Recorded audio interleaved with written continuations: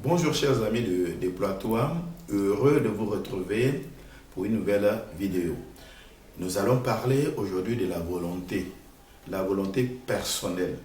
Parce que chaque fois que le Seigneur veut faire quelque chose, veut opérer un miracle dans la vie de quelqu'un, il demande « Quelle est ta volonté? Que veux-tu que je fasse pour toi ?» La même question a été posée à Bartimée, fils de Timée. Il a été clair, il a été précis que je recouvre la vue.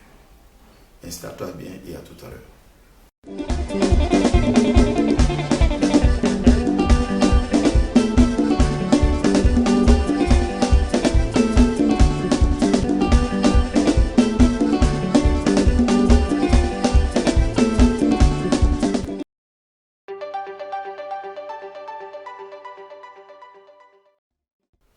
Rebonjour à vous qui nous prenez juste à mars, vous êtes sur Déploie-toi.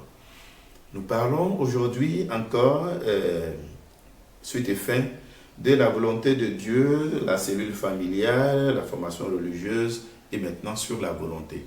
Est-ce que toi-même tu veux être riche? Si tu veux être riche, cela ne pose aucun problème au Seigneur. Laisse-moi te dire une chose. Selon la prière de Jésus, qui dit que ta volonté soit faite. Alors, ça veut dire quoi? Le Seigneur, il nous renvoie au Père parce que le Père, lui, il sait ce qu'il veut pour nous. Aucun papa ne donnera un serpent pendant que son enfant demande du pain ou une pierre pendant qu'il demande un poisson. Jamais il ne donnera que de très bonnes choses à son enfant. Alors Jésus poursuivra pour dire: combien-il, le Père du ciel, donnera-t-il de bonnes choses? Il ira même jusqu'à donner son Saint-Esprit, par qui il a créé toutes choses, l'univers visible et invisible. Maintenant, à ton niveau, qu'est-ce que tu veux exactement? Les frères amis, c'est primordial pour un bon exaucement. Qu'est-ce que tu veux? Et quel est l'objectif? Tu veux la richesse, c'est pourquoi? Te venger de qui? De quelle famille? De quel village? Dieu ne rentrera pas dans cette considération. Quelle est ta motivation? Tu veux être riche. Est-ce pour rebâtir les murailles de Jérusalem comme l'a fait Néhémie? Tu veux être riche, tu aspires. Ok. Est-ce pour rebâtir, pour refaire l'image de ta famille? Tu veux être riche, ok. Est-ce pour rebâtir, pour refaire l'image de ton église, de ton pays?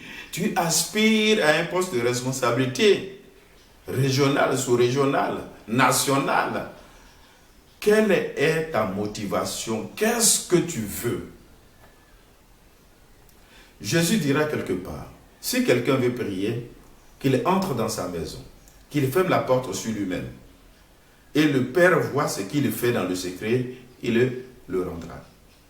Ça veut dire quoi?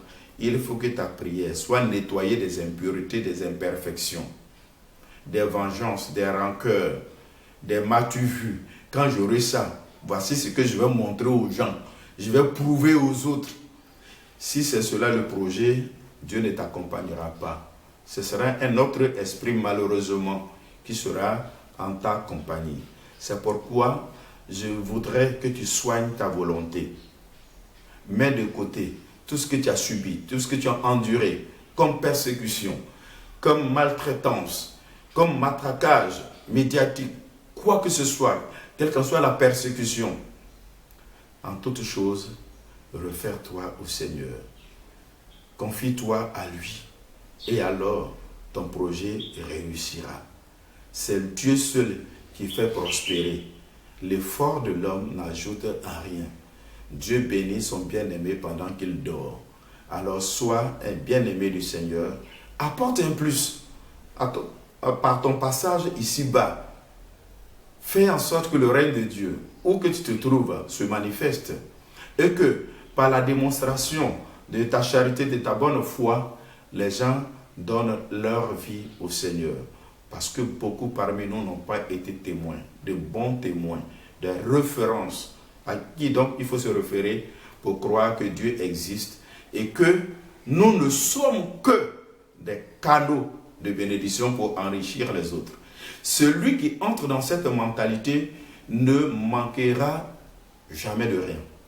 Parce que par lui, Dieu peut continuer de démontrer ton amour. Mais c'est lui qui ferme la main. Parce que c'est pour lui. C'est moi qui ai travaillé. Donc c'est mon argent. Dès que vous commencez à utiliser ce pronom, mon argent, ma maison, mon enfant, vous allez tout perdre malheureusement si vous êtes en Dieu. Demeurez en Dieu, demandez-lui conseil, vous verrez que rien ne manquera chez vous. Qu'il vous bénisse énormément et puissamment.